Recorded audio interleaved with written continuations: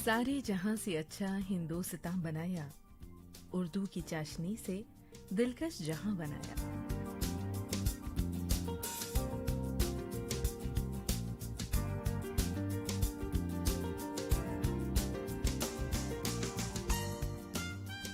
रोशन हैं इनके दम से तहजीब के तराने, ये इल्म के खजाने, ये इल्म के खजाने।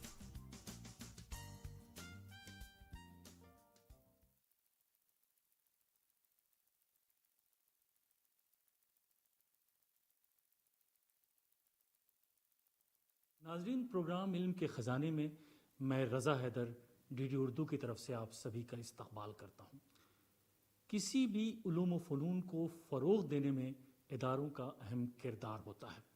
जी हाँ, हम बात करेंगे आज ऐसे ही एक इदारे की जिस इदारे ने उलूम व फ़नून, तहज़ीब व सक़ाफ़त को फ़रोग़ देने में एक नुमाया रोल अदा किया है।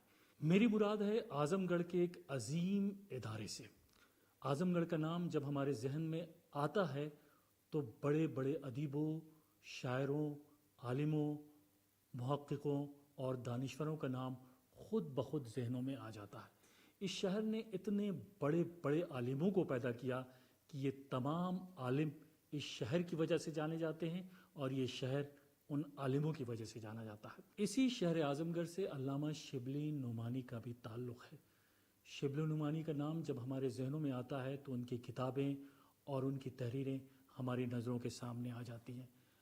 आज वो न सिर्फ हिंदुस्तान में बल्कि पूरी इल्मी दुनिया में एक बड़े दानिश्वर और एक बड़े स्कॉलर की हैसियत से जाने जाते हैं। चाहे सीरतुन नबी हो या शेरुल अजम, आज भी उनकी किताबें हमें इल्मी रोशनी अता कर रही हैं। उनका एक और भी कारनामा है, वो कारनामा दारुल मुसन्निफीन का क़याम है, जिसे हम आज शिबली एकेडमी के नाम से भी जानते हैं। शिबली एकेडमी का दायरा बहुत ही वसी है। ये इदारा पूरी दुनिया में अपनी इल्मी, अदबी, तहजीबी और सकाफती सरगर्मियों की वजह से जाना जाता है। तो आइए आज हम सफ़र करते हैं शिबली एकेडमी का। यहाँ हम किताबों को भी देखेंगे, यहाँ की सरगर्मियों का भी जायज़ा लेंगे, यहाँ के स्टाफ से भी बात करेंगे, यहाँ के लोगों से भी बात करेंगे और हम ये देखेंगे कि आखिर क्या वजह है कि ये इदारा हिंदुस्तान के तमाम इदारों में एक मरकज़ी हैसियत का हामिल है। मैं दारुल मुसन्निफीन हूँ, आज़मगढ़ की शान, मौलाना शिबली नौमानी के ख्वाबों का जहां, सरजमीन हिंद पर आने वाली नस्लों के लिए इल्मी और तहजीबी विरसा। अरब के मशहूर आलिम शेख अब्दुल फत्ताह अबू गद्दा ने अपने सफरनामे में मेरे ही बारे में लिखा था। मैंने बहुत से मुल्कों की सियाहत की, मगर इल्म की ममलिकत कहीं देखी तो वो सिर्फ दारुल मुसन्निफीन है।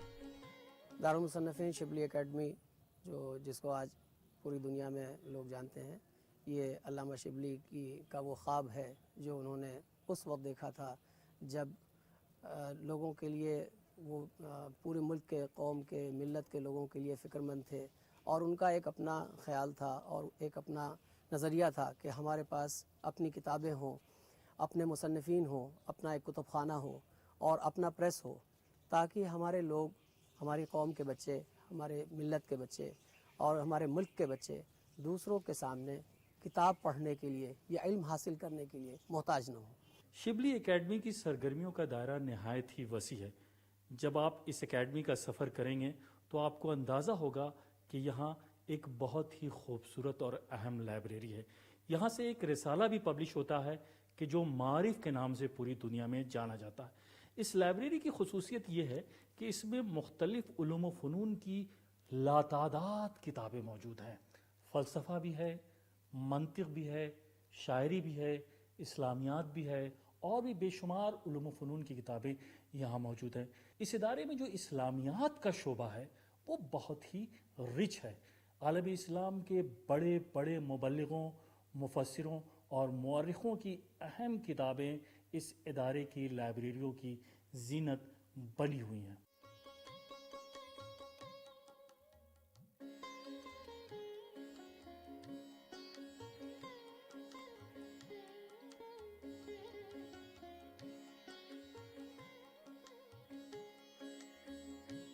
جہاں اس کے رفقا ہیں، کتب خانہ ہے، مسجد ہے، پریس ہے، دارالاشاعت ہے، مکانات ہیں، گوشہ چمن ہے، اور علم کے لیے سازگار ماحول بھی ہے، اور یہ سب ایک احاطے میں محدود ہے۔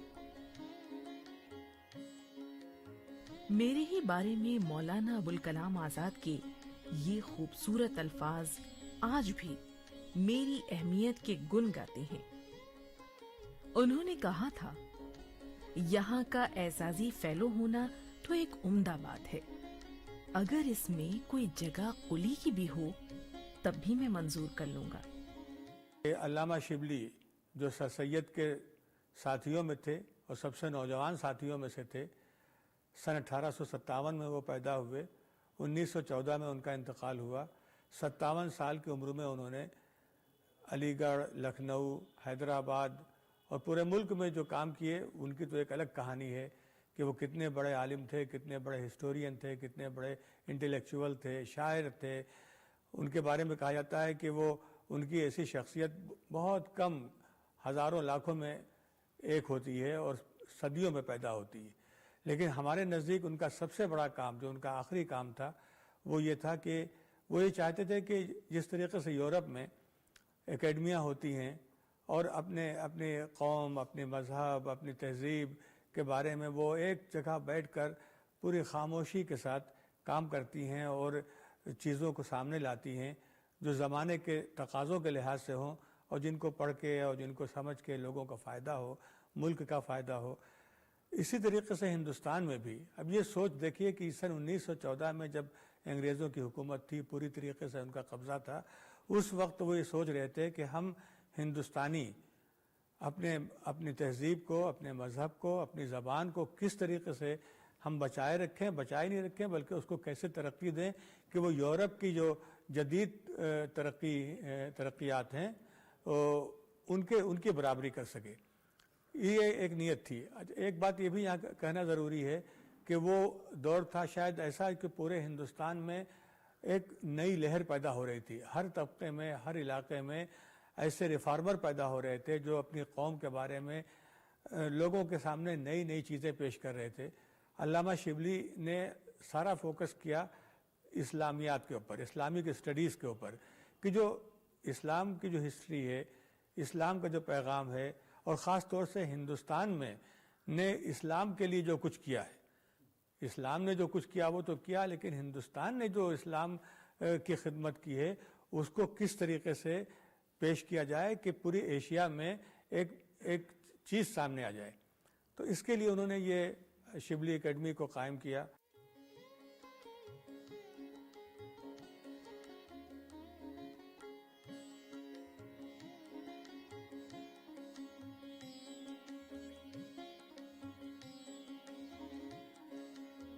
مولانا شبلی نعمانی کے بارے میں کچھ کہنا سورج کو چراغ دکھانے کے مترادف ہے۔ مولانا شبلی نعمانی نے نہ صرف خالص علمی، تحقیقی اور تاریخی کامرانیاں حاصل کیں، بلکہ اپنی تحریروں سے فرقہ وارانہ ہم آہنگی اور قومی یکجہتی کا ماحول پیدا کرنے میں بھی کوئی کسر نہیں چھوڑی۔ اسی لیے موتی لال نہرو، راجندر پرساد اور خود مہاتما گاندھی کی نظروں میں بھی وہ قابل احترام اور تحسین و توجہ کے مرکز رہے۔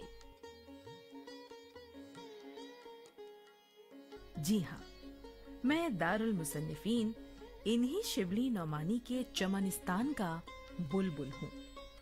جس طرح مولانا شبلی نعمانی کی تخلیقات اتحاد و یکجہتی اور فرقہ وارانہ ہم آہنگی کی آئینہ دار اور علم و ادب کا بحر ذخار ہیں، اسی طرح میں یعنی دارالمصنفین بھی ان کے نام کی طرح حیات جاوداں پا چکا ہوں۔ جب سے محترم پروفیسر اشتیاق احمد ذلی صاحب نے شبلی اکادمی کے نئے ڈائریکٹر کی حیثیت سے اس کا انتظام و انصرام سنبھالا ہے، اپنے حسن انتظام اور قابلیت سے انہوں نے ادارہ دارالمصنفین میں نئی روح پھونک دی ہے اور آپ کی قیادت نے اسے ایک بار پھر لوگوں کی توجہ کا مرکز بنا دیا ہے۔ چند ہی برسوں میں آپ نے اس مملکت علمی کو ہمہ جہت ترقی کی شاہراہ پر پہنچا دیا ہے۔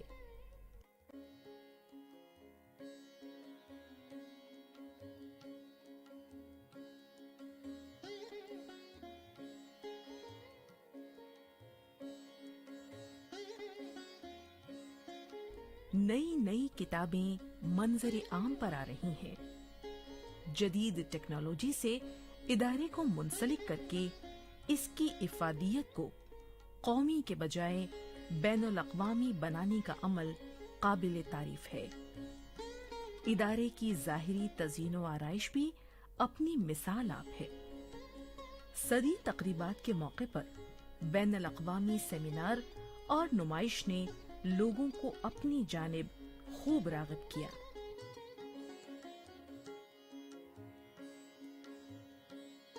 اب مولانا شبلی کی یہ مملکت علمی دنیا کے اہم اور معتبر علمی و ادبی شخصیات کے افکار و خیالات کی مدد سے ایک نئی کروٹ لے رہی ہے۔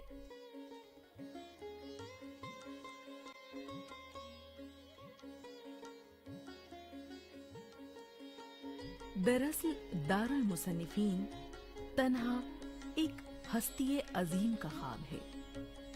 وہی اس خواب کی تکمیل کے بانی و رہنما ہیں، اور وہ ہیں مولانا شبلی نعمانی، جن کا دل ملک و قوم کے لیے دھڑکتا تھا اور امت مسلمہ کے درد سے تڑپتا تھا۔ ان کا سب سے بڑا کارنامہ اس غلطی کی اصلاح ہے جسے یورپی مصنفین نے سازش کے تحت طول دیا اور اسلامی تاریخ کو مسخ کرنے کی کوشش کی۔ مولانا نے اپنی تحقیقی بصارت سے گمراہ کن ذہنیت کا پردہ فاش کیا اور تمام عمر اصلاحی کام کرتے رہے۔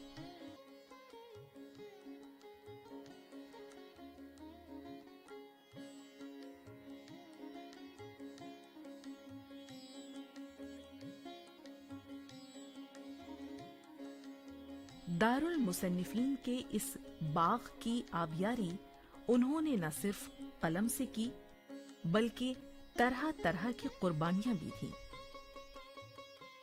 یہاں تک کہ اپنی صحت و جائیداد بھی اس ادارے کے نام کر دی۔ مولانا شبلی نعمانی 10 مارچ سن 1910 کو ندوۃ العلماء کی 100 سالہ رپورٹ پیش کرتے وقت اپنے علمی ورثوں کی بازیافت کا خواب بیان کرتے ہوئے کہتے ہیں، قومی اور مذہبی ضرورت میں جس قدر ایک قومی مدرسہ، ایک قومی کالج اور ایک قومی یونیورسٹی کی ضرورت ہے، اسی قدر ایک کتب خانہ عظیم کی بھی ضرورت ہے۔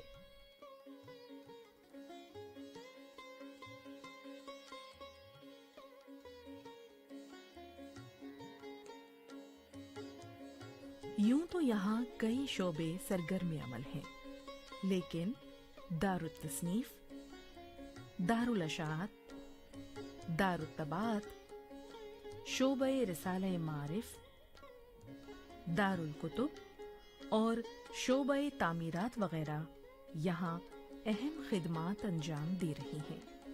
تقریباً 350-400 کتابیں یہاں سے پبلش ہوئی ہیں، اور یہ وہ کتابیں ہیں جو ناول نہیں ہیں، جو چیپ جس کو کہتے ہیں سستا ساہتیہ نہیں ہے، بلکہ یہ ایک تحقیقی کام جسے اردو میں کہتے ہیں ریسرچ ورک ہے، نہ صرف اسلام کی ہسٹری پہ، نہ صرف اسلامک اسٹیٹس کی ہسٹری پہ، بلکہ ہندوستان کی جو میڈیول جو انڈیا ہے اس کی ہسٹری پہ۔ یقین نہیں آئے گا لوگوں کو کہ 30 کتابیں یہاں پر صرف ہندوستان کی ہسٹری پہ لکھی گئی، اور ایک عجیب بات یہ بھی ہے کہ ان سب کے لکھنے کے پیچھے ایک مقصد تھا کہ ہم انگریزوں کے زمانے میں ہیں، آنے والے ہندوستان میں جہاں ہم کو اتحاد چاہیے، قومی یکجہتی چاہیے، ہم کو ایک ہو کر ایک پورے دیش کو، ایک قوم کو بنانا ہے، تو ہمارے یہاں ایک اصول بنا دیا گیا کہ تاریخ جوڑنے کے لیے ہوتی ہے، دلوں کو جوڑنے کے لیے ہوتی ہے، تاریخ کا میٹر دلوں کو توڑنے کے لیے نہیں ہوتا ہے۔ اس طریقے سے ایک ہمارا مقصد بھی تھا کہ ہم تاریخ کی ان سچائیوں کو لے کے چلیں جو دلوں کو جوڑنے میں کام آتی ہیں۔ آپ سمجھ لیجیے کہ 30 کتابیں صرف انڈین ہسٹری پر ہیں، اس کے علاوہ فلاسفی پر، اس کے علاوہ ساہت پر، ادب پر، اور جو نئے بہت سے مسائل آتے ہیں قوم کے سامنے، ملک کے سامنے، ان کے اوپر یہاں پر ورک ہوتا رہا۔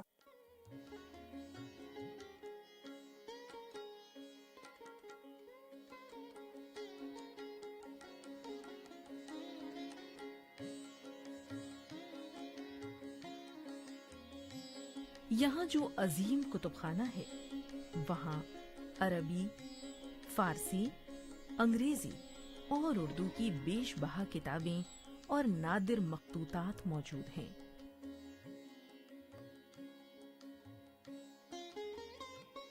عربی مخطوطات میں کتاب الجمل، شرح نہج البلاغہ، کتاب المیزان، احیاء العلوم، اور فارسی مخطوطات میں اکبر نامہ، مونس الارواح، سر اکبر، روضہ تاج محل، کلیات کلیم، ظفرنامہ امیر تیمور، تاریخ فرشتہ، قصص العجائب، توسک جہانگیری، فتاوی عالمگیری، تذکرہ مخزن الغرائب، فرہنگ جہانگیری اور کلمۃ الحقائق وغیرہ قابل ذکر ہیں۔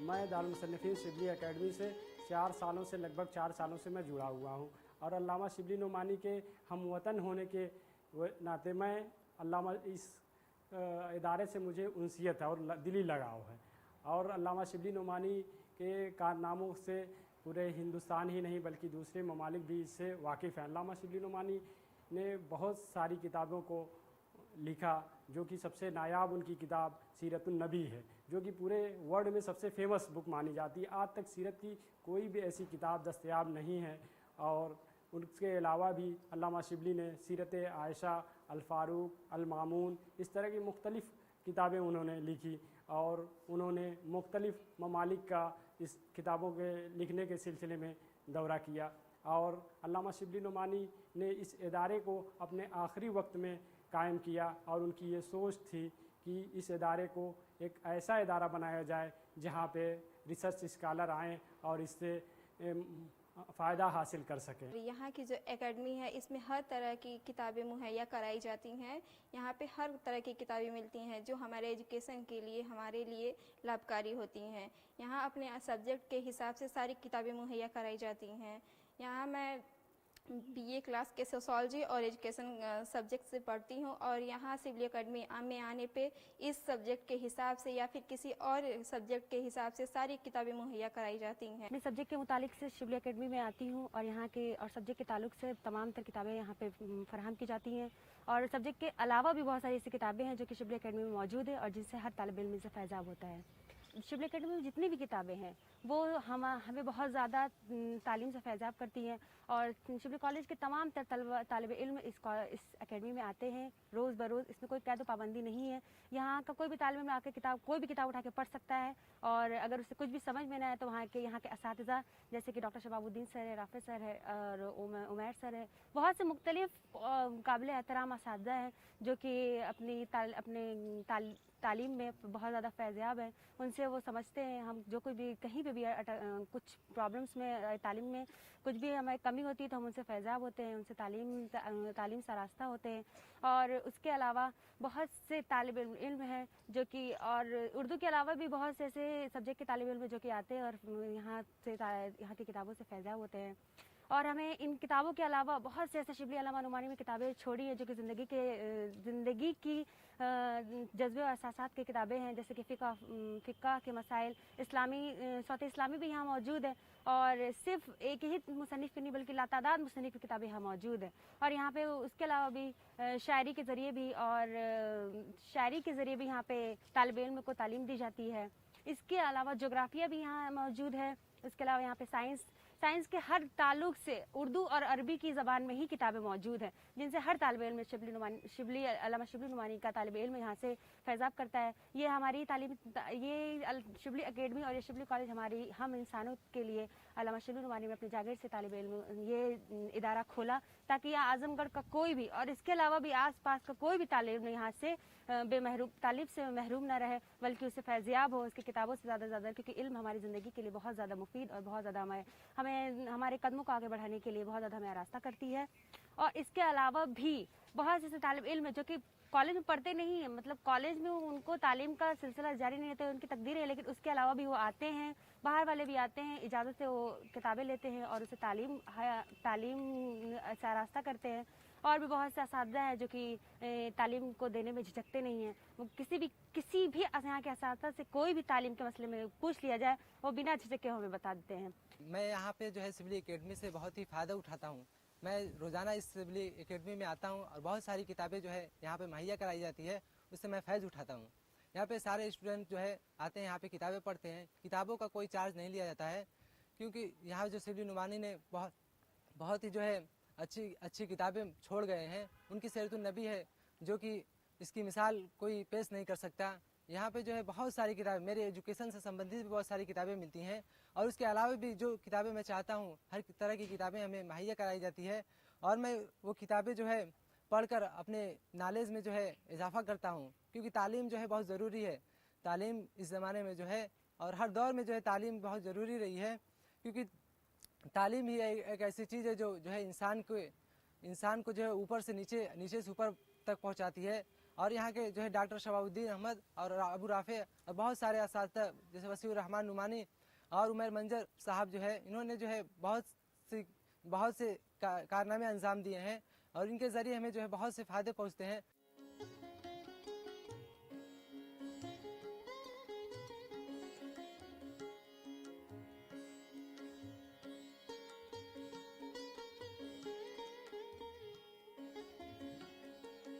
دارالمصنفین علامہ شبلی نعمانی کے خوابوں کی تعبیر ہے. یہ وہ چمن ہے جسے انہوں نے اپنے خون جگر سے سینچا اور پروان چڑھایا، بے شمار قربانیاں دیں اور تن من دھن سب کچھ اپنے خواب کو شرمندہ تعبیر کرنے میں صرف کر دیا.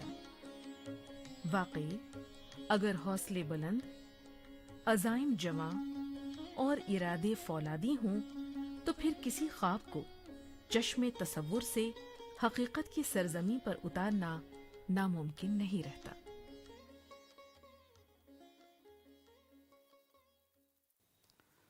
ناظرین، پروگرام علم کے خزانے میں آج ہم نے سفر کیا دارالمصنفین اعظم گڑھ کا. ہم نے دیکھا کہ یہاں کی لائبریری کتنی رچ لائبریری ہے. یہاں رکھے ہوئے علم کے خزانے اتنے وسیع ہیں کہ یہاں آنے والے لوگ علم کے خزانوں سے سیراب ہوتے ہیں. ہم نے یہاں کی لائبریری کو بھی دیکھا، ہم نے فلسفے کا جو کلیکشن ہے اسے بھی دیکھا، اور خاص طور پہ شبلی نعمانی کی جو کتابیں ہیں ان سے بھی ہم مستفید ہوئے. تو اگلے ایپیسوڈ میں ہم پھر حاضر ہوں گے ایک نئے ادارے کے ساتھ، چند نئے مہمانوں کے ساتھ. تب تک کے لیے آپ ہمیں اجازت دیجیے. آداب.